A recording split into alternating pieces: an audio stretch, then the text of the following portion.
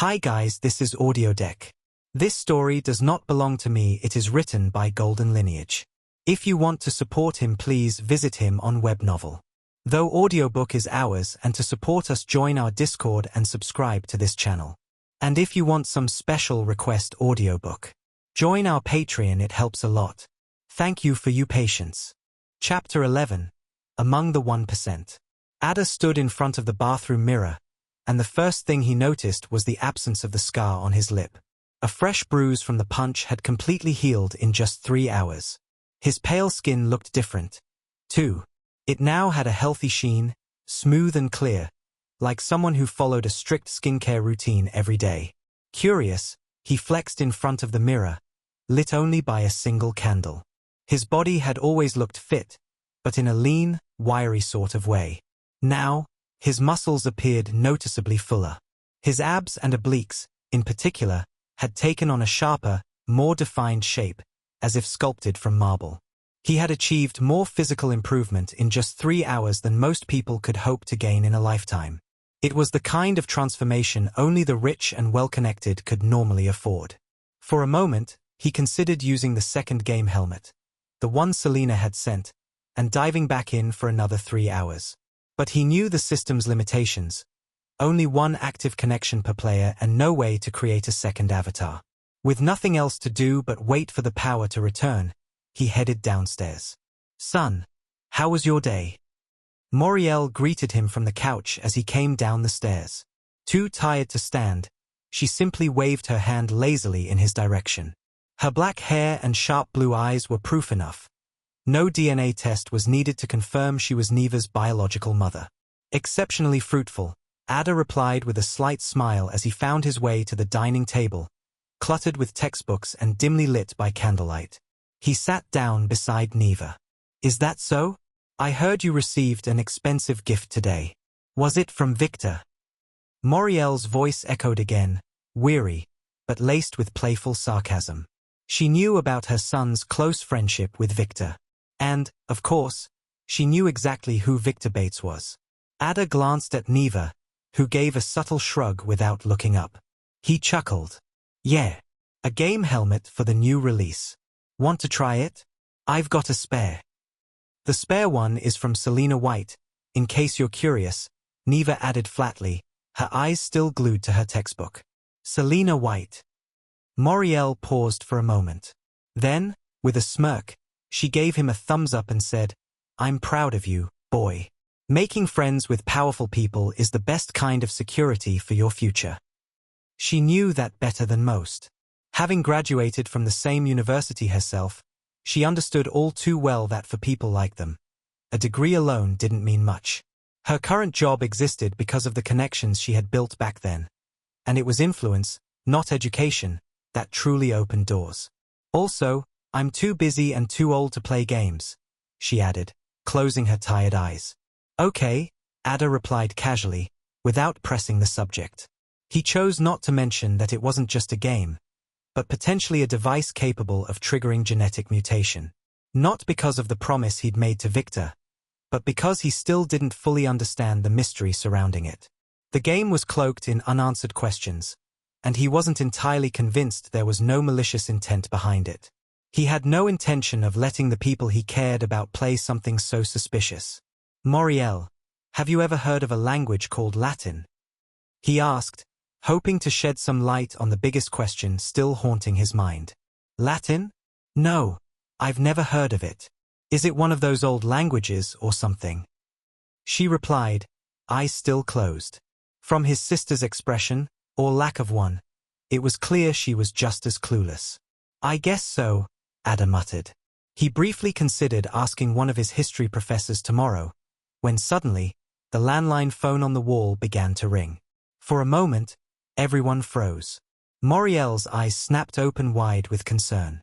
Worry and fear were written clearly across her face. During blackouts like this, landlines usually went dead. If the phone were ringing now, there could only be one reason. An emergency line. The children. Moriel gasped, suddenly throwing off her exhaustion and rushing toward the phone. The only emergency call she could think of was from the orphanage where she worked as an assistant manager. The thought that something might have happened to the kids wrapped her in a wave of fear and urgency. "Hello." Moriel answered quickly, her voice sharp with urgency.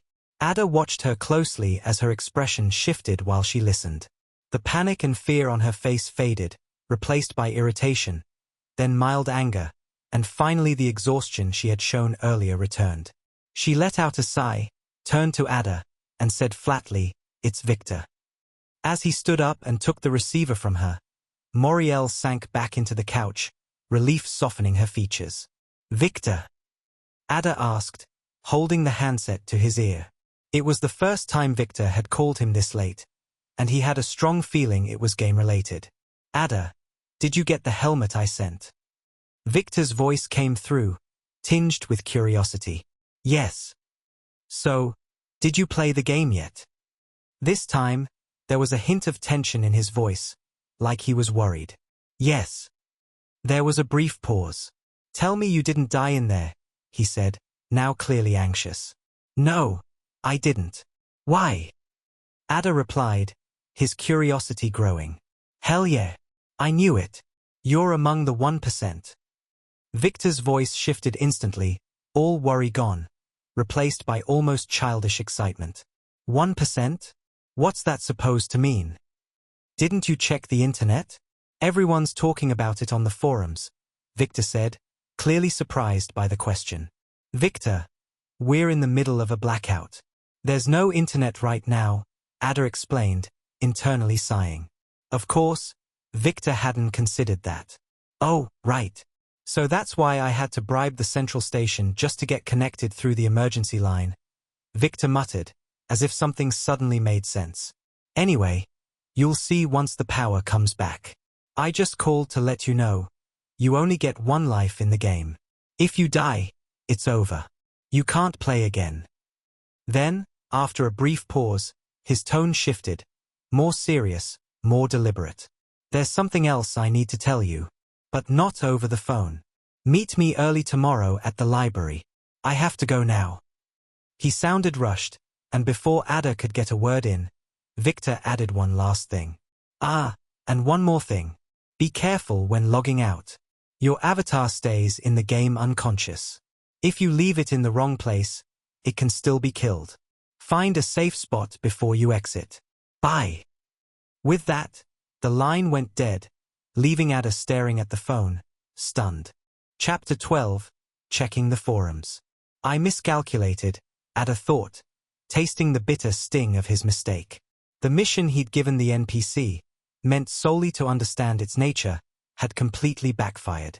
Now, knowing that his real body was lying there defenseless, waiting to be torn apart by a horde of skeletons, he realized everything had been left to luck. He had no control over the outcome, and he hated that to his core. Or is it? He chuckled quietly as he hung up the receiver and turned back toward the table. When Moriel saw that he had ended the call, she considered asking what could have been so important for Victor to use the emergency line, but she held back. She wasn't the kind of parent who poked around in her children's private lives, and she knew better than most how reckless teenagers could be. So, she let it slide. Soon, her tired eyes began to close, and in the soft candlelit room, as the low murmur of her children's studying filled the space, she drifted into a quiet, peaceful sleep. *****. Morning light poured through the window as Adyr slowly opened his eyes and sat up in bed. He glanced at the wristwatch resting on his desk, 6 a.m. The first thing he did was check if the power had returned. Sure enough, the game helmet's indicator light was on. It had begun charging. According to the manual, a full charge took exactly 3 hours, the same as one in-game session. It also didn't allow play while charging, and although Adyr briefly wondered why a device this advanced didn't support fast charging, there was nothing he could do about it. Since there was no need to rush, he stood by the window for a few minutes, watching the sun rise. Afterward, he did a light stretch, visited the bathroom for his usual morning routine, and then headed downstairs. The house was quiet. No one else was awake yet. He made himself a cup of coffee in the kitchen, then set the table and prepared a simple breakfast for the family. Afterward, he returned to his room and opened his laptop. Logging into the most popular local social media platform, he wasn't surprised to see the game trending across Shelter City 9. He didn't have access to networks beyond the city.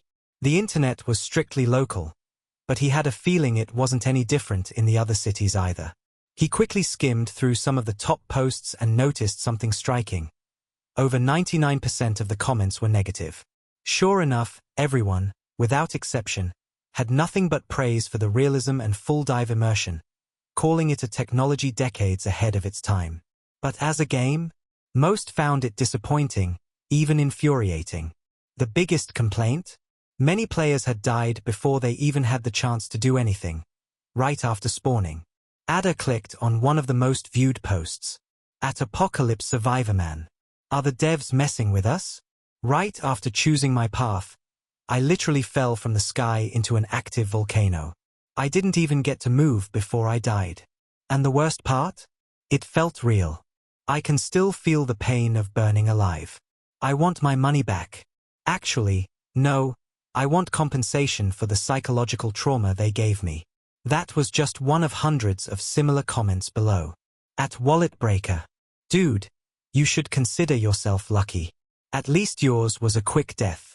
I spawned in a dark forest. 5 minutes later, a pack of wolves tore me apart. Slowly. I couldn't even log out. I had to sit there and die in pieces. Not peace. Pieces. And of course, a few trolls in the mix. At VRMMORPG. Hee, you bunch of losers couldn't even last 2 seconds. I survived exactly 30 minutes floating in the middle of the ocean before a shark got me. I'm obviously part of the top 10%. As Adyr kept reading, it finally clicked. This was what Victor meant by the 1%. Apparently, players had turned their trauma and frustration into a ranking system. They started humorously measuring survival time as a badge of honor, jokingly assigning percentile brackets based on how long they stayed alive. Those who had survived without dying, like Adyr, were being labeled the top 1%. He also came across a few more pieces of information that caught his attention. It seemed everyone had experienced the same initial sequence, choosing one of the 4 paths in the sky. But there was no mention anywhere of a 5th path. Another thing that stood out was the stat system. Each player seemed to receive only one stat, directly tied to the path they had chosen. For example, those who picked the Astra path were granted physique, while those who chose the Nether received resilience. This made Adyr's situation unique. His character panel showed all 4 stats. A clear sign that the path he had taken was something entirely different. But perhaps the most intriguing detail was the lack of any discussion about physical changes in real life. No one mentioned getting stronger by increasing their in-game stats, or experiencing mutations like Adyr had. There were only 2 explanations. Either no one else had undergone those changes, or they were keeping it quiet. Adyr strongly believed it was the latter. After browsing the internet a little longer and gathering all the information he could, Adyr closed his laptop. He noticed the campus shuttle would arrive in 15 minutes, so he quickly changed into his uniform, packed his notes and textbooks into a leather satchel, and finally grabbed the box containing the game helmet Selena had sent before heading downstairs. "Good morning, son. Heading out." His mother, Moriel, greeted him from the breakfast table, where she and Neva were already seated and eating. "Yeah. Are you staying home today?" Adyr asked as he slipped on his shoes and tied the laces.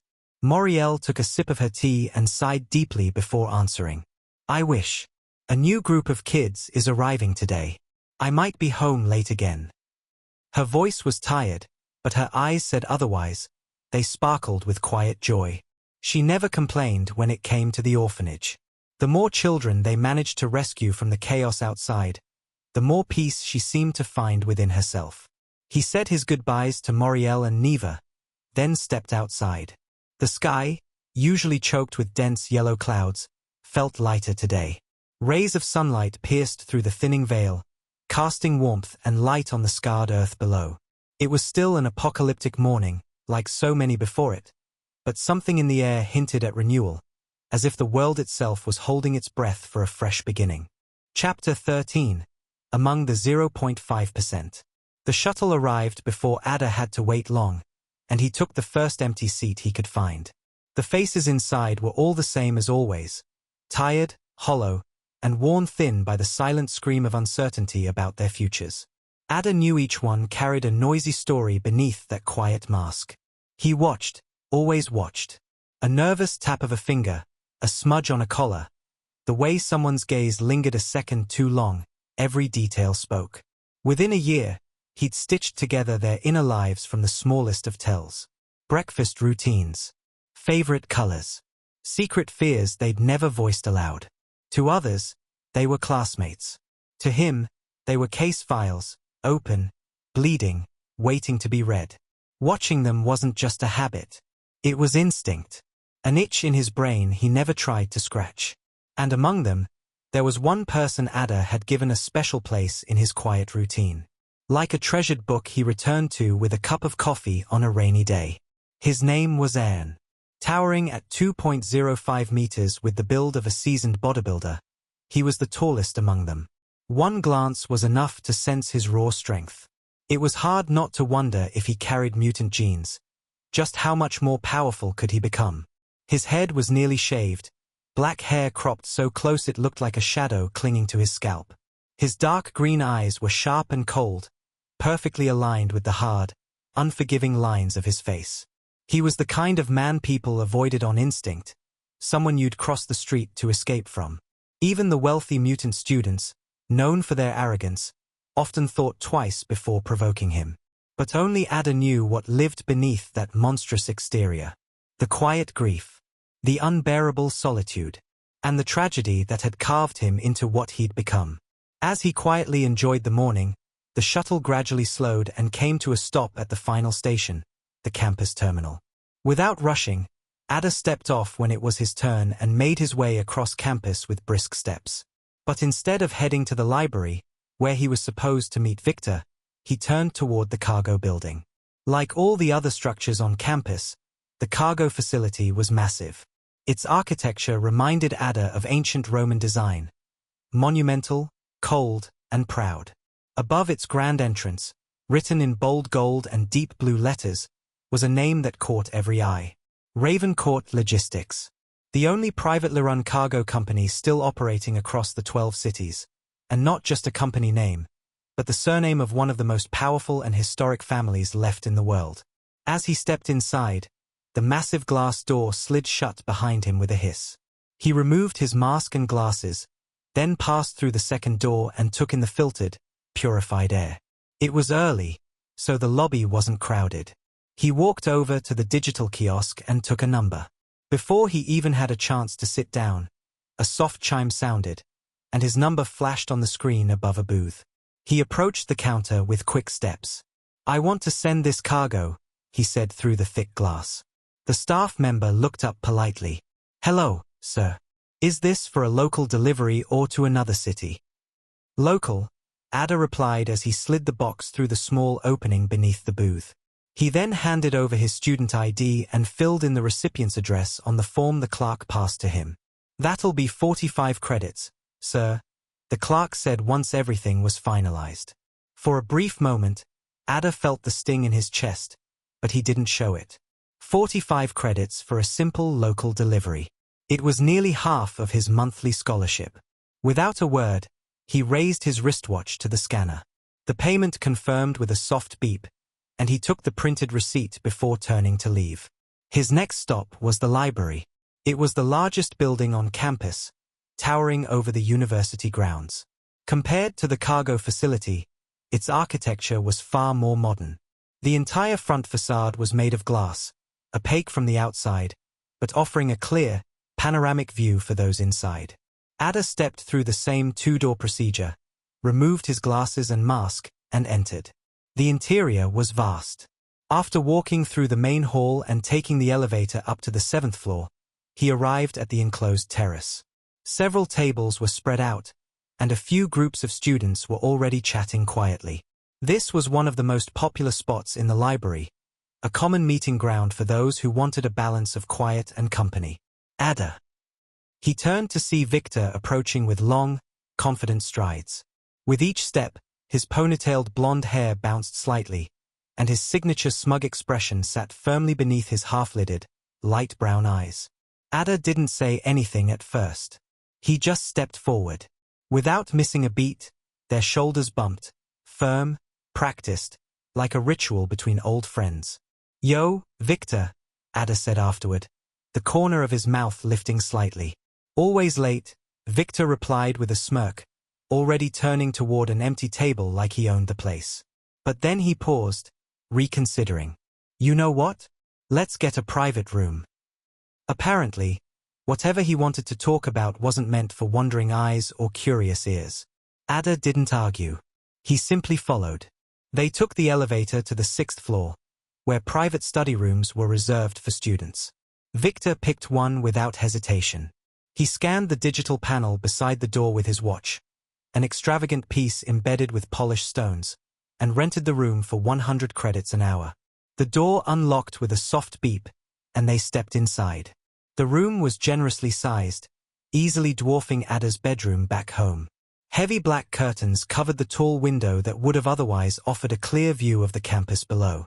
In the center stood a broad desk, flanked by 3 high-end laptops, and off to the side, a neatly made bed waited, no doubt meant for students pulling all-nighters. Victor didn't waste time with small talk. He dropped into a comfortable-looking chair and got straight to the point. "So, how long did you play the game?" Adyr pulled out the chair across from him and sat down. 3 hours, until the device ran out of battery. "You played until it was completely drained?" Victor asked, eyebrows lifting in surprise. "I hope you logged out somewhere safe." "I'll be fine," Adyr replied confidently. Even if he wasn't entirely sure, deep down, he knew the situation he left behind, chaotic as it was, might still have an opening for escape. "Good," Victor said, visibly relieved, fully believing him. Then his eyes sharpened with curiosity. "So, did you notice the game's, let's say, real unique feature?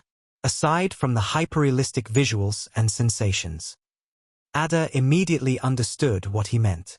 Without a word, he picked up a solid-looking metal pen from the desk and snapped it in half with his thumb. Clean, effortless. "Yeah," he said. "I discovered the gene mutation mechanic." Victor's eyes widened, his brown irises gleaming with excitement. He let out a short laugh. "Ha! Of course you did. You're really part of the top 0.5%. Top 0.5. Adyr raised an eyebrow.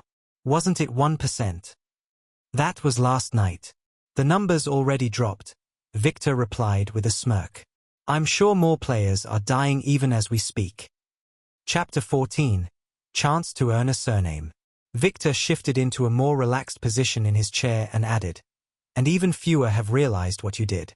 That increasing your stats actually affects your real body." Adyr went quiet for a moment, then asked, "It's insane. What kind of game alters your physical body just by playing it?" Victor shrugged. "I don't know. Even my father was shocked when he found out yesterday." "Even your father?" Adyr asked, not hiding his surprise. "Yeah. And he said not even the 12 city lords fully understand what this game really is." He paused for a beat. He said it felt like something touched by alien hands. A tense silence settled over the room for a moment before Victor spoke again, his voice lower, now more serious. "Look, Adyr. I know I'm the one who dragged you into this game, but I had no idea how deep it went, or how dangerous it really is.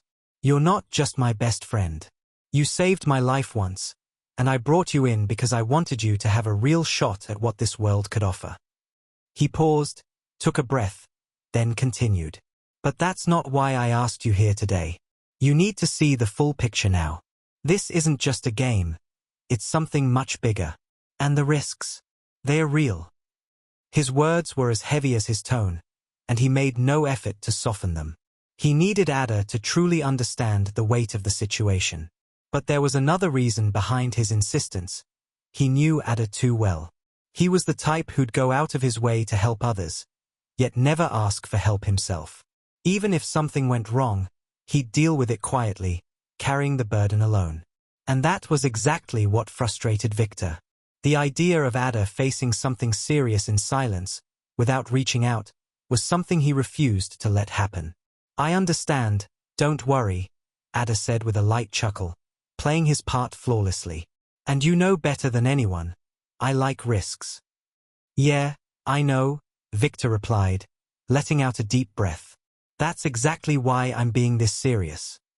His mind drifted, just for a moment, to that night, staring down the barrel of a gun, his life hanging by a thread, and the guy who came out of nowhere, risking everything to save him. My father is setting up a new division outside the STF, Superhuman Task Force, Victor said calmly. He's planning to recruit third-generation mutants for it. Third-generation mutants? Adyr repeated, raising an eyebrow. As far as he knew, there were only two kinds. The first were natural-born mutants, those who had lived outside the cities, exposed to extreme radiation. Their altered genes were passed down over generations. The second were measured ones, engineered under strict clinical supervision, usually commissioned by the wealthy and powerful within the cities. Victor and the other rich students belonged to this second group. Is he planning to recruit surviving players? Adyr asked directly, taking a wild guess. Victor nodded, then continued, the facility will be ready in a few days. The government's pouring money into it, no expense spared. I'm thinking of joining the division myself, and I want you to be part of it too. He paused for a moment, then quickly added to prevent any misunderstanding, don't worry, it's not something that'll tie you down. I promise, on my father's name, there won't be any assignments that go against your principles. This is strictly for your benefit. He leaned forward slightly, his tone more focused now. From what I've seen in the initial plans, the facility offers way more than what an average player needs. It'll be a place for information exchange about the game, maybe even deeper things.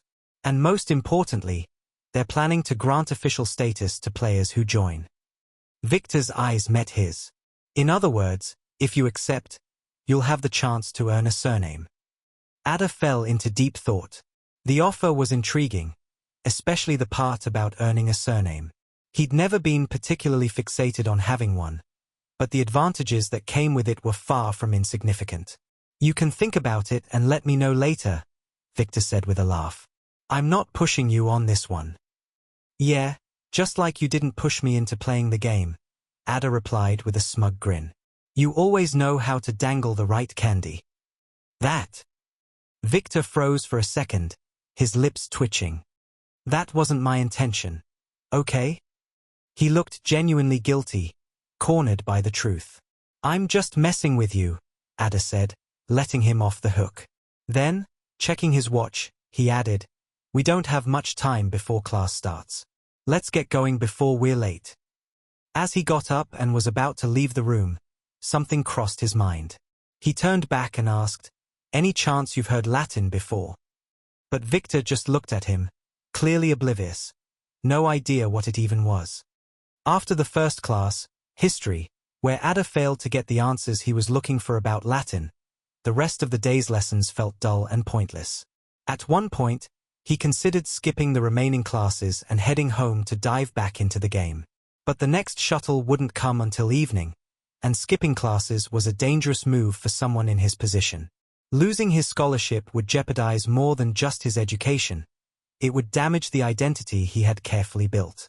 He also noticed fewer students in class than usual, which made him wonder about the game's growing impact. Some were probably still playing. Others might have stayed home, trying to recover from the all-too-real trauma the game had inflicted. By the time the day was over, he was running low on patience. He boarded the shuttle and finally made his way home. At last, he'd get to see the outcome of where he'd left off in the game. *****. The moment the shuttle doors slid open, a giant of a man stepped out. He didn't waste a second, his long, purposeful strides cutting through the street like he was racing against time. As the evening sky darkened, the few people still lingering on the sidewalks instinctively turned to look. By now, they were used to the sight. And so was Adyr. He didn't slow down, didn't say a word. He moved through the dimming streets, reached his worn front door, and stepped inside without a pause. I'm home, he said, his voice soft, softest than anyone would expect from someone built like him. He stood still for a moment, letting the silence settle. Somewhere deep down, he was still waiting, still hoping, for a reply. But once again, he was reminded that hope had died long ago, buried in silence. Chapter 15, Adyr, the pitiful giant. He quickly removed his mask and protective goggles, then stepped into the living room. A warm, familiar smile spread across his face as he spoke. "Sister, did you get hungry?" The room was the largest in the house, bright, spotless, and carefully maintained. At its center stood a hospital bed, surrounded by softly humming medical equipment. Lying there was a girl, motionless but awake, her pale green eyes locking onto Adyr's as he entered. For a brief moment, they lit up with joy, speaking in place of the voice she no longer had. A breathing mask covered her mouth, hiding the faint smile beneath. But that wasn't why she stayed silent. She hadn't spoken in years. Her body, slowly breaking down with each passing day, had long since taken that from her. "Just wait a bit, I'll change my clothes first, then make us some dinner," Adyr said, using the softest tone he could manage, careful to keep a bit of distance from the girl. He was afraid. Afraid that his dusty clothes from outside might somehow harm his already fragile sister. Without hesitation, he rushed to the bathroom and changed into something clean. When he came in, he was wearing an apron over his white pajamas. "How are you feeling? Any pain?" he asked, his voice tender. When her eyes gave him the usual signal, "I'm fine," he nodded and quickly hurried back to the kitchen. As Myra listened to the clattering of pots and utensils coming from the kitchen, she quietly waited for her favorite daily routine. And finally, her brother's voice reached her. "Today, the first class was history. The same professor I told you about before. You know, the really old one." There was a brief pause, followed by the soft sound of plates being set down. "I swear, he's so old I wouldn't be surprised if he had a few skeletons for friends." A faint smile tugged at Myra's lips. The joke wasn't all that funny, but she loved how her usually serious brother kept trying anyway, always making the effort, and always failing in the most endearing way. As Adyr prepared the meal, he recounted every detail of his day, as if determined not to let a single moment of silence settle in the house. His sister had already spent the day trapped in it, and if he couldn't take the silence from her world, he could at least keep it out of this room. It was the only thing he had left to give. Soon, he returned with 2 bowls of soup, the warmth gently rising into the still air. He fed her with steady hands, 1 spoonful for her, then 1 for himself from his own bowl. It was a simple rhythm, one they'd repeated countless times. And he kept talking, calmly and naturally, only pausing when his mouth was full. It wasn't just to fill the silence. It was his way of making the moment feel normal. Familiar. Just like when they were kids, before their father died of a chronic illness, and before their mother took her own life out of grief. Or at least, back when his sister was still healthy, before she was diagnosed with the same inherited disease that had taken their father. Now, as Adyr watched her grow weaker each day, inching closer to the same fate, he hated it. He questioned what kind of brother he was, if he couldn't even take away her pain. But what could he do? He was built like a giant, strong in every way that didn't matter. The university he had fought so hard to get into, the one he'd entered with a single purpose, wasn't helping. None of it was helping. Nothing could stop the disease eating her away. The only thing that could make a difference now was status. Enough status and money to afford a genetic mutation procedure that might save her life. But time was running out, and hope was already gone. After the meal, Adyr took care of her needs. He cleaned the bedsores on her back, massaged her motionless limbs, and checked the fuel in the generator, the only real support the university had ever provided. Then he went upstairs to change for work. The 100 credits he received as a scholarship barely covered her daily care and medication. So at night, he put his naturally gifted strength to use, working grueling shifts as a construction laborer. Once he was ready, he returned to her door, careful not to step too close. "Myra, I'm heading to work. Try to get some sleep, okay?" he said cheerfully. Myra looked at her brother. It was the hardest moment of her day. Every night, at this exact time, she ached to speak, to beg him to stop. "Brother, It's enough. You've done everything you could. Just let me go, live your life. But the words never came. They couldn't. So she gave him the only thing she had left. A big, heartfelt smile. One she saved only for him. Aaron returned her smile with one of his own. A wide, comforting grin he had mastered over the years. Then he laced up his worn-out work boots and stepped outside. After locking the door behind him, he paused. The smile that had lit up his face moments ago was gone, and the energy he carried so well had vanished without a trace. It was as if the reality he kept forcing himself to ignore had come crashing back all at once. He leaned against the wall, then slowly slid down until he was sitting on the cold ground. Suddenly, the giant became painfully small. Silent tears escaped his eyes, followed by a shaky breath, then a stifled sob. He prayed in that moment, just like he did every day. Prayed for a miracle. A miracle to turn his shattered life around. A miracle to save his sister. He'd heard the stories, read the accounts. He knew miracles weren't just legends. They were real. Even his mother used to say, miracles can come in any form. Of course, that was before she took her own life. Still, he held on to that belief. Because believing that a miracle could happen at any moment, was the only way he could keep going. It was the only thing that made the weight bearable. As silent thoughts flooded his mind, his sobs gradually broke the stillness, raw, unfiltered. And then, through the quiet night, another voice slipped into the sound of his grief. Mr. Ayan. Startled, he quickly lifted his head, wiping his eyes, ashamed to be seen like this. Standing before him was a middle-aged man dressed in a blue and gold uniform. But what truly caught Ayan off guard was the emblem on his chest, Ravencourt Logistics. Sorry, the man said, glancing down at his notes, equally surprised to see the broken figure before him. Are you the one residing in this house? Yes, I'm Ayan, he replied, still trying to collect himself. What is this about? You have a delivery, the man said simply, extending a box toward him. Ayan stared at it blankly, unaware that the miracle he'd been praying for had just arrived in a box.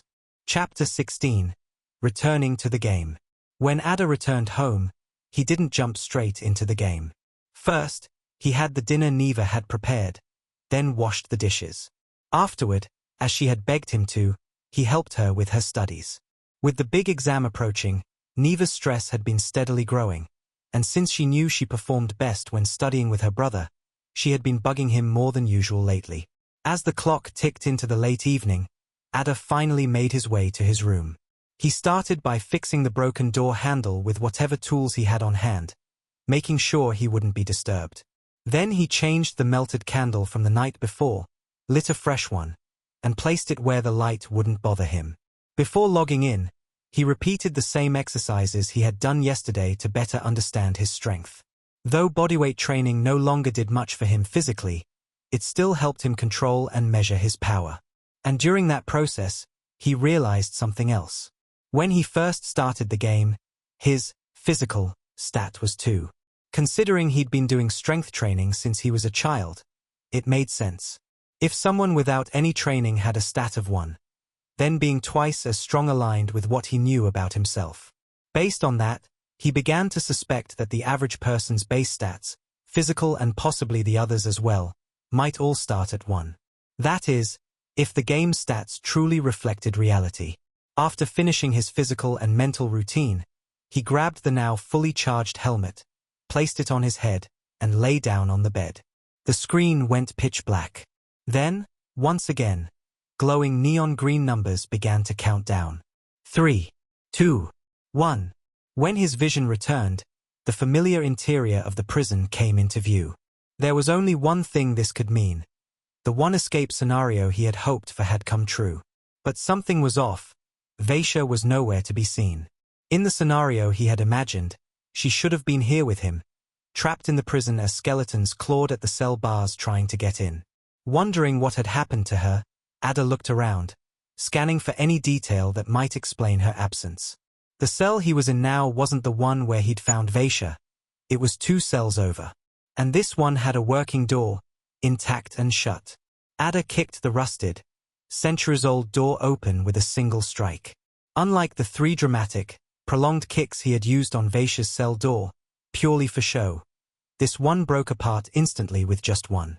He then walked 2 cells down to where he had originally found her and began inspecting the area carefully. Whatever had happened, the answers were here, in the details left behind. This is where I dropped. Face first. After the logout. He knelt, fingers brushing the damp earth. And here, this is where she saw me. Crawled forward. Then stopped. Adyr moved in closer, studying the trail she had left behind. The soil was still damp, the markings faint but readable. There's a trace, hesitation. She was moving toward me to check, but something startled her. Fear, maybe. Or shock. Probably heard something. Skeletons. Rushing this way. She panicked. Acted. She grabbed my legs.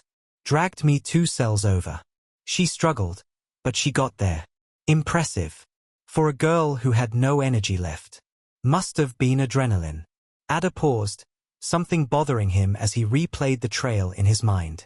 Something didn't add up. She didn't go in. Just closed the door behind. Why? Did she think she could outrun them? No. That's not like her. He frowned and began following the footprints that continued past the cell. She walked straight in the direction skeletons came.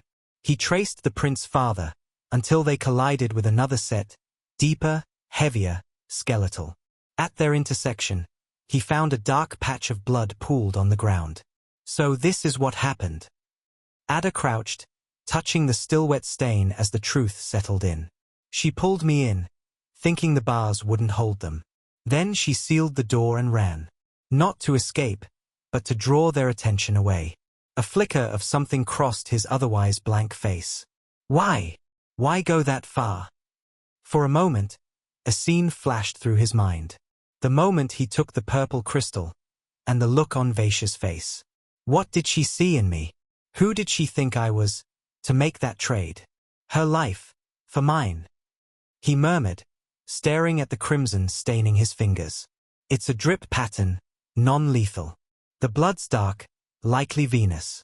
Judging by the position, it came from the arm or a shallow chest wound. The volume, not enough to kill. Even for someone as small as her. Thankfully, Adyr's questions might not go unanswered. He knew Vaisha hadn't died. Not yet, anyway. He didn't know why the skeletons had taken Vaisha or where, but that was a question he could answer once he found her. So without wasting time, he got to his feet and followed the trail. Navigating the cave's labyrinthine paths with practiced ease, he moved forward. Here and there, he spotted fresh blood mixed with skeletal footprints and drag marks, along with signs of a struggle. Far from alarming, these were encouraging. It meant Vaisha was still alive. After progressing for a while and dispatching a few wandering skeletons to absorb their crystals, Adyr heard voices coming from the far end of the corridor. I command you in the name of God, Astrius, stay back, you vile creatures. The voice was desperate, male, tangled with the sharp clash of weapons, and it was spoken in Latin. As Adyr moved a little closer, he finally gained a clear line of sight to the source. The figure was short, no taller than 1.60 meters, and looked to be in his 20s. His eyes were wide like Vaish's, but instead of her icy blue, his were a deep black. He held a short sword in one hand, a round shield in the other, and wore armor that resembled medieval plate, metallic and protective, covering most of his body except the joints. Adyr's first thought was that he might be one of the guards who had come with Vaisha. 3 skeletons were attacking the man, pressing him hard. He looked exhausted and wounded, and the blunt weapons in the skeleton's hands gave them an edge against his round shield. The fight was nearing its end, the outcome already decided. Still, Adyr had no intention of intervening. He simply watched. Before long, the man gave in to exhaustion. His shield arm dropped, leaving his head exposed, just in time to take a crushing blow. He collapsed, unconscious, but alive. To Adyr's satisfaction, the skeletons didn't deliver a killing strike. Instead, they grabbed him and began dragging him away. They were taking him somewhere. And wherever that was, It was likely the place Adyr needed to find. Chapter 17. Spark. Adyr spent half an hour silently tailing the skeletons as they dragged the man through the twisting tunnels. He remained hidden the entire time, avoiding any movement that might draw attention. At last, the path opened into a vast chamber.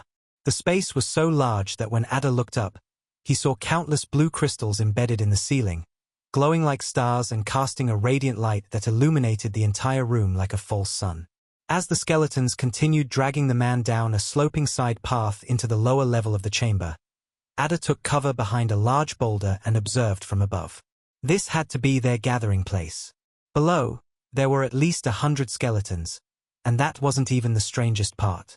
Every single one of them was kneeling, arms raised, facing the same direction, as if in worship. And at the center of their collective focus, perched atop a stone platform, was a white bird. "What is this? The dungeon boss?" he muttered, instincts shaped by old MMORPGs. But it was far too small to be one. As Adyr studied the creature, plain at first glance, yet strangely ethereal, a familiar sight returned.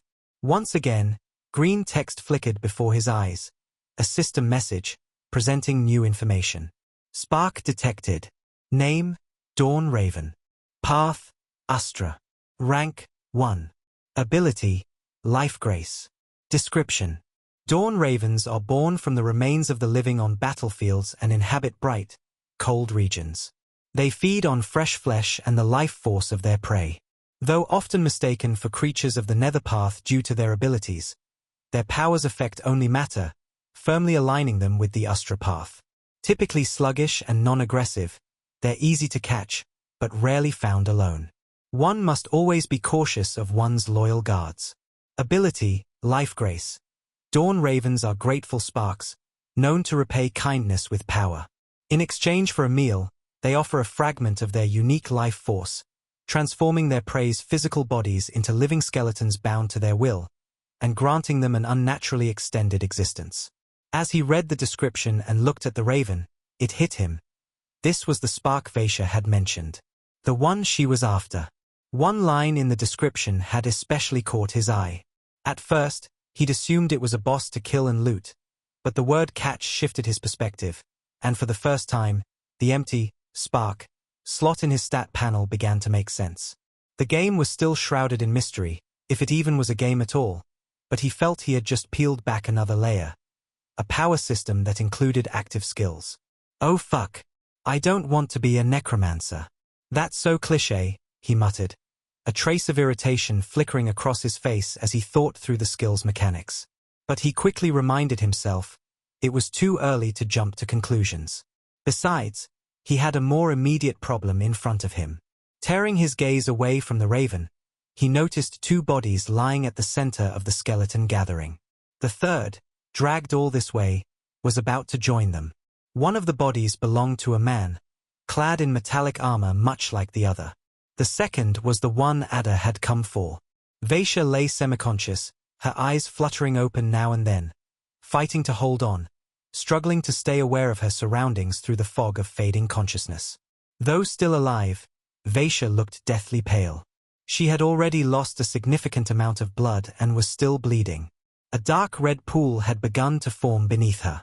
It was clear she didn't have much time. But what came next made it clear her blood loss was no longer the most pressing concern. Just as Adyr had suspected, the skeletons dragging the third man didn't lay him beside the other two. Instead, they marched forward, past the circle, toward the stone platform where the Dawn Raven perched. There, they placed the unconscious man at the bird's feet, then stepped back and dropped to their knees, raising their arms like the others in silent worship. It was unmistakably a ritual. A sacrifice. The Dawn Raven remained still for a moment, eyes fixed on the offering. Then, with a sharp, soundless cry, it spread its wings and glided down to the man's side. What followed was enough to freeze the blood of anyone with a conscience. With a sudden jab of its beak, the raven gouged out one of the man's eyes and swallowed it in a single, clean motion. Ah! The searing pain jolted the man back to consciousness. He screamed, flailing, trying to escape the unknown torment, but the two skeletons flanking him pounced, pinning his limbs to the ground with an unyielding grip. "Let me go, you cursed fiends. Let go." But neither the skeletons nor the raven paid him any mind. The raven continued its work without pause. Each strike of its beak tore another piece of flesh from the man's body. Blood splattered across its white feathers, staining them deep red. The man's struggles grew weaker as the raven devoured him piece by piece, until his body, organs, and all were nearly gone. Adyr watched the entire scene with an unreadable expression. The carnage didn't faze him. If anything, his face showed faint disapproval. As he kept watching, the raven finally stopped. With blood-soaked wings spread wide, it released a soft beam of green light that fell over the mangled remains. The moment the ritual began, the kneeling skeletons around the chamber, who had until now been eerily still, began clacking their jaws. The sound echoed through the cavern like a chorus of bones, sharp and unsettling. Within seconds, the green light consumed every trace of blood and flesh. It burned like fire, reducing the remains to ash. Even the blood staining the raven's feathers turned to dust, revealing once more its pristine white plumage. Then, the real transformation began. The man's skeleton, the only part left untouched by the flame, started to shift. The bones thickened, took on a metallic sheen, and grew in proportion, his limbs lengthening, posture changing. His frame now matched the other skeletons. As the ritual's glow began to fade, a faint stream of green light branched off toward the two skeletons who had carried the offering. Their brittle, time-worn bones shimmered briefly, then grew denser, stronger, restored. The clatter of their jaws quickened, sharper now, echoing with something that almost resembled excitement. Moments later, the light vanished completely. The dawn raven folded its wings and returned to its perch atop the platform. Below, the freshly reborn skeleton slowly rose to its feet, only to kneel again, raising its arms toward the bird in solemn, wordless devotion. Chapter 18. Don't Die. "Wow, that was quite a show," Adyr remarked, eyes glinting with interest. "Especially the final act. Really captured the soul of it. Can't find that kind of drama in theaters these days." The devouring process hadn't exactly been to his taste. It was too messy, lacking elegance. Still, he had to admit, the ending landed well. Like a seasoned critic, he offered a few mental notes before reeling his focus back to the matter at hand. Now, he had two clear objectives. First, he needed to rescue Vaishya before she died. This wasn't out of sentiment, gratitude, or some misplaced sense of heroism. His interest in her survival was purely practical. Vaishya had answers he needed, and more importantly, she held status in this world, particularly within the Valari kingdom. With her influence, Adyr could carve out a new path for himself once they escaped this cave. The second objective was to capture the Dawn Raven. He didn't know exactly how rare or valuable it was, but the fact that Vaishya and her guards had risked their lives just to find it told him enough. Things like this didn't appear often. Standing in the way of both goals were two major obstacles. The first was time. He had already spent half an hour tracking the skeletons and nearly another 20 minutes observing the ritual. If he didn't act within the remaining 2 hours or so, chances were high that by his next login, Vaishya would no longer be human, but another skeleton in the horde. Besides, Adyr had never been one for brute force heroics. He preferred something more calculated, more precise. Not the brawler on the front lines, but the blade in the dark. After a few more minutes of calculating and planning, Adyr finally settled on the tactic he would use. Now, he muttered with a faint smile, time to write the main character's entrance. His scene was about to begin. "I'm dying."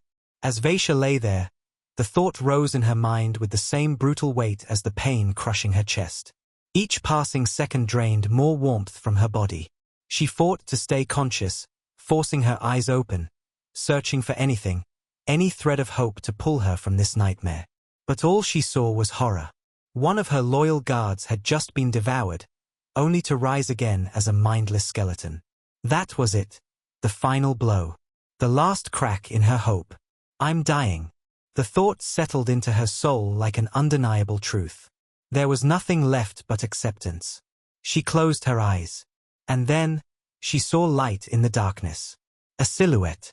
Tall. Towering. Taller than anyone she had ever seen in the entire kingdom.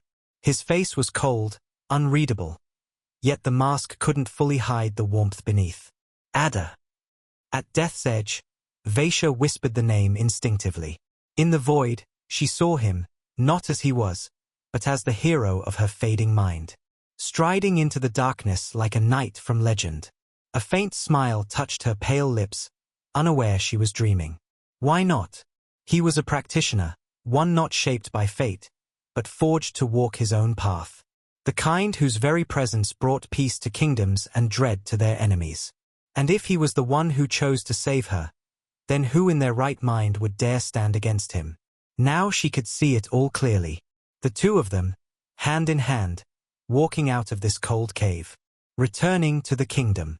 She could see her father, standing tall in his favorite uniform, her mother beside him, adorned in her brightest jewels, both waiting at the city square. The cheering crowd.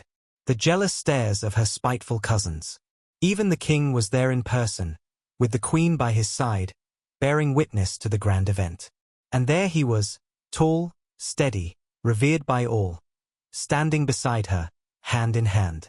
Then, with perfect clarity, she heard the voice of the high priest, smiling as he spoke, "Under the watch of God Adyr, I now pronounce you husband and wife." Then she turned to him. It was time. The moment of the kiss. She blushed as their eyes met, her heart fluttering. He parted his lips and spoke. "Are you okay?" She smiled, touched by his concern. "Yes, I am. I'm so happy." As she tiptoed and moved closer for the kiss, eyes softly closing, his voice cut through, clearer, firmer. "Hey, open your eyes. Are you okay?" "I said I'm okay. Can you stop asking?" She whispered, a hint of frustration in her tone. She closed her eyes again, tiptoeing forward to seal the kiss that would mark their union. But this time, she felt hands gripping her shoulders, shaking her. "I said, open your eyes. You're not dead yet." At last, she truly returned to herself, back to reality. Adyr was crouched in front of her, studying her with a strange look. "Wow," he said with a faint smile.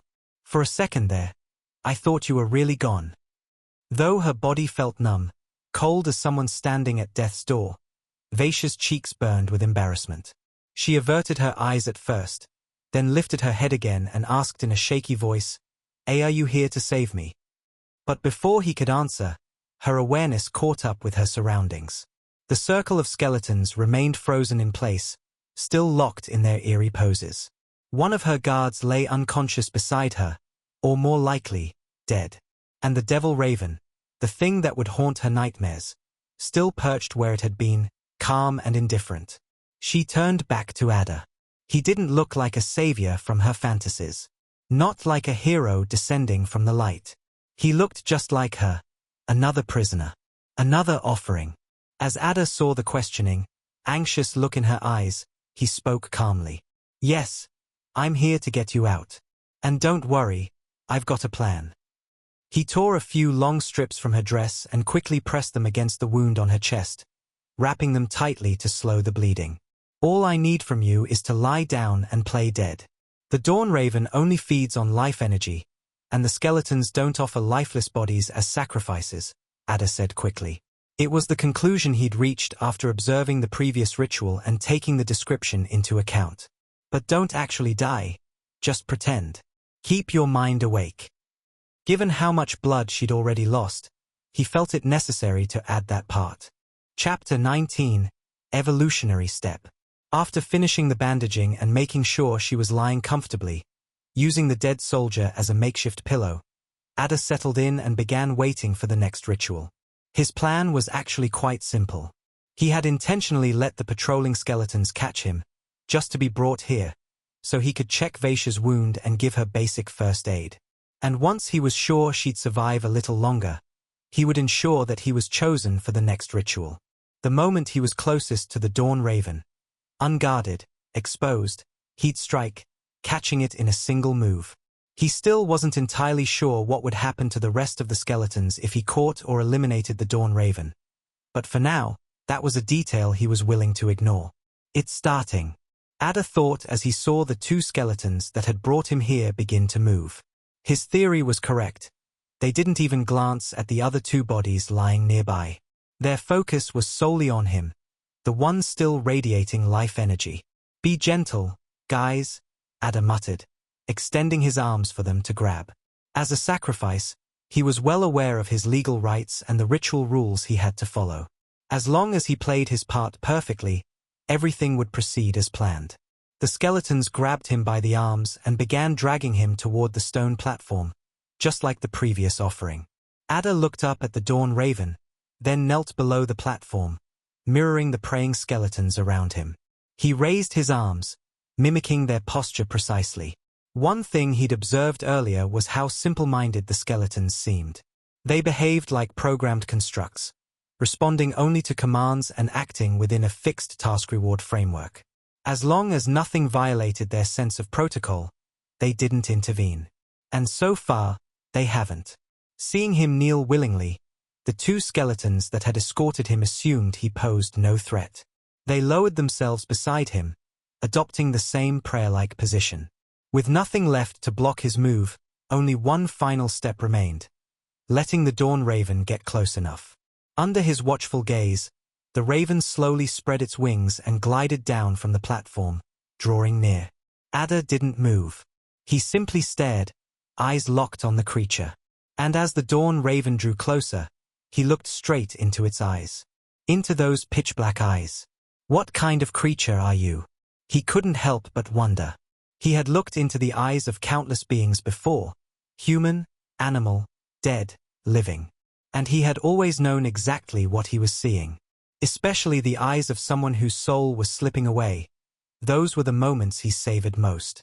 But now, staring into the dawn raven's eyes, what he saw caught him off guard. It wasn't life he saw. It wasn't death he felt. It was something familiar.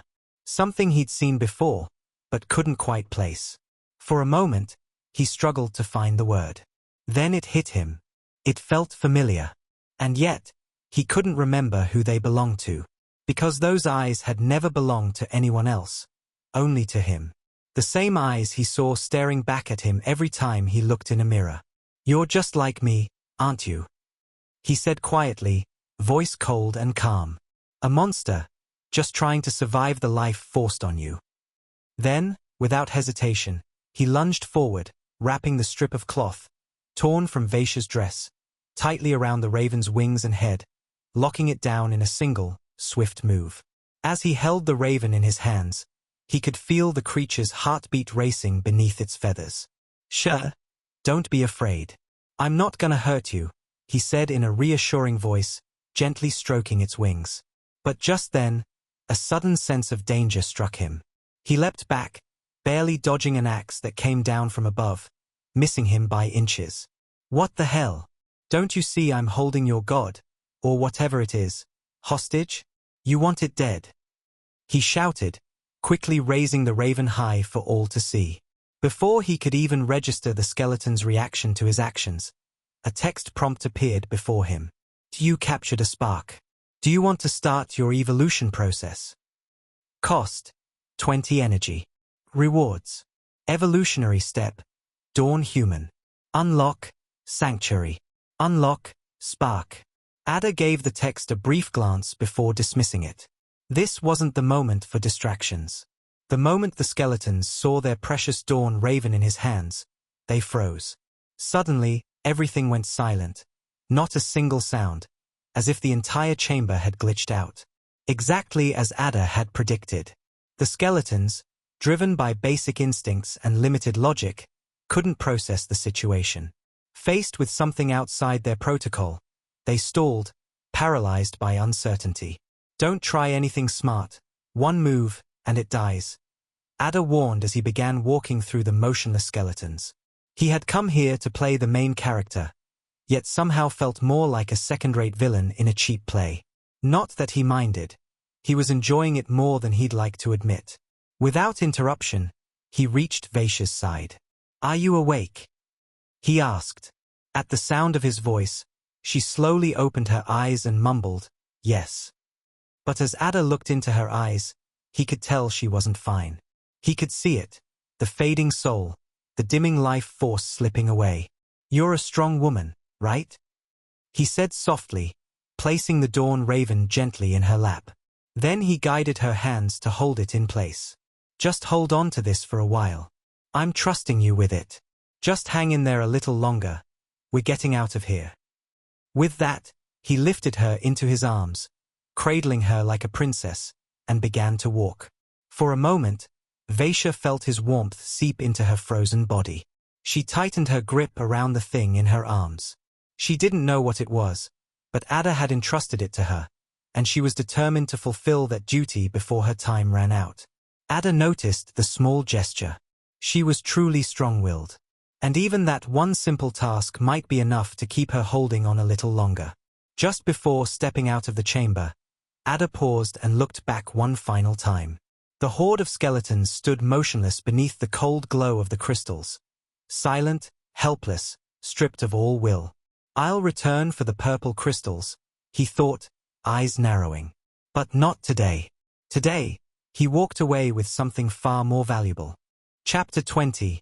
The Practitioners of the Four Paths.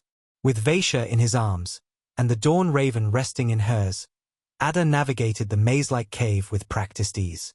For him, the simplest way to find his path was through footprints. The cave's slightly damp soil, untouched by wind or weather, had preserved every step with perfect clarity, offering him a flawless guide through the stone corridors. During this time, the wandering skeletons in the corridors posed no threat. Just showing them the dawn raven was enough to short-circuit whatever logic they operated on. Meanwhile, Adyr kept Vaisha engaged, speaking to her to keep her mind active, anything to keep her awake. At least until he could be sure the bleeding from her chest had fully stopped, and her dehydrated body received some water and nourishment. Back in the prison area, "Why did you save me?" he asked. "Why risk your own life for mine?" His voice remained gentle, but firm enough to keep someone on the brink of sleep from slipping away. Vaisha parted her pale, cracked lips, taking a moment to gather her thoughts. Her voice came out weak, heavy with exhaustion. In the Church of Adyr, the first three things they teach every follower are serve, obey, and sacrifice. Adyr raised an eyebrow. "Serve who?" "The practitioners of the four paths," she replied, her words drawing out, slower with each syllable. "Practitioners? Am I a practitioner?" he asked, curiosity slipping into his tone. "You're tall." It was the third time across both his lives that someone had called him tall, and all three times, it had been her. But Adyr didn't even react. The repetition wasn't a coincidence. It was a clear sign her mind was starting to slip. "Hey, stay with me," Adyr said firmly, noticing her consciousness fading. Holding her steady while trying to move fast wasn't easy, but he pushed his pace as much as the terrain allowed. To make things worse, the charge on his game helmet was running low. If he didn't get out of the cave and reach a safe place soon, it wouldn't be just Vaisha in danger, he would be, too. "Are you still holding the dawn raven? Make sure you don't drop it," Adyr said, hoping to get some kind of response, and he did. "Raven." Vaisha blinked open her tired eyes and glanced down at the bundle in her arms. "A raven?" She flinched at the sight of the very creature that had haunted her moments ago, briefly shocked, but her grip didn't loosen. She held it tight. Adyr chuckled. At least it worked. It had pulled her back, even just a little. It might be enough to keep her mind busy for a while longer. And the exit wasn't far now. He could feel the shift in the air, the still, heavy atmosphere of the cave broken by a faint breeze brushing against his skin. They were close. And then came the light at the end of the tunnel. "We're out." "Look, the light," he said. But when he noticed her eyes glued to the raven, watching its every move with tense concentration, he decided to leave her be. Stepping outside, the air greeted him like a forgotten memory. Crisp and clean, it rushed into his lungs, so pure it stung a little. But the sting wasn't unpleasant. It was oddly satisfying. His chest rose slowly as he took it in, and for a brief moment, he just stood there, letting the scent of damp earth and wild grass flood his senses. Then, Lifting his gaze, he saw it. The sky. Night had fallen, yet overhead hung not a moon, but a sun. Not warm, not golden. It glowed in quiet defiance of the darkness, wrapped in drifting shades of black and white, monochrome and unreal. Like a pale, lidless eye staring through a veil of smoke. Unfamiliar. Wrong. A sun, or a moon, that didn't belong to any sky he'd ever known. To the right, the forest began. The ground was covered in lush green grass, and two lively creatures were grazing peacefully. They looked like horses, but their fur was a deep blue, patterned with white spots that resembled stars in the night sky. Their manes were dark, like shadows, as if the night itself had brushed over them. Not far from them stood a carriage, wooden, but well-crafted and elegant in design. On its side was a crest Adyr recognized. "This must be their carriage," he murmured, glancing at Vaishya. The crest was the same one he had seen engraved on the breastplates of the warriors inside the cave. Without wasting time, Adyr carried Vaishya toward the carriage. He pulled back the canvas flap and stepped inside. It seemed like a good shelter. The animals grazing calmly outside and the untouched carriage, clearly undisturbed for at least 3 days, were enough to convince him this place was safe. The interior was clean and surprisingly comfortable. He laid her down gently on a soft blanket, then checked her wound. The bandage was dry, no new blood. That was a good sign. The bleeding had stopped. He started searching the space. In one corner, he found small leather flasks filled with water. In another, a box containing food supplies. Inside a smaller compartment, he discovered a pouch of white powder. A quick taste confirmed it was salt. He added a pinch of it to the flask, then crushed a few hard, lemon-flavored candies into powder and mixed them in two. After shaking the flask well, he returned to Vaishya. Her eyes were open, still fixed on the raven, but now, they seemed to drift, her focus slipping. "Hey, can you look at me?" Adyr asked, helping her sit up slightly. "I want you to drink this. But first, I need you to talk to me." He wanted to be sure her reflexes were intact. Giving her water when she couldn't swallow properly would only risk choking her. A stupid way to die after coming this far. "I'm not thirsty. Just tired," Vaishya said weakly, her gaze shifting to the flask. "Just a little. Can you do it for me?" He said gently, and without waiting for an answer, let a few drops fall into her mouth. She managed to swallow. That was enough. After days of nothing, something with real nutrients was finally reaching her system. She still looked like she could die at any moment, but at least now, there was a chance. Adyr checked the mental timer, roughly half an hour left. He gave her a bit more water, then carefully replaced the non-sterile bandages with clean fabric he'd found inside the carriage. He even changed her torn and dirty clothes, down to her underwear, using a spare set he'd come across. Once he was done, he lay her down, covered her tightly, and stepped outside. Wasting no time, he started a fire. Using the camp supplies and whatever vegetables and meat he'd found, edible or at least they looked it, he threw together a quick soup in a large pot. After a small taste, he couldn't help but briefly acknowledge his own cooking skills with a nod of approval. Even the system agreed, sending a message acknowledging his cooking talent. He dismissed it without a second thought. Not enough energy to register it, anyway. Then, without delay, he brought the pot back into the carriage. The air was a little cold, and it would only get colder as night fell. The heat from the soup might help warm the space, even if just a little. And with any luck, the smell of food might lead Vaishya into better dreams. If she woke up hungry while he was gone, well, that was a bonus he'd planned for. Once everything was in place, Adyr lay down beside her. He made sure their bodies shared enough warmth. With roughly 10 minutes of charge left, there was no point in dragging it out. He'd done everything he could. The rest was in fate's hands. "Fuck fate," Adyr muttered, and logged out.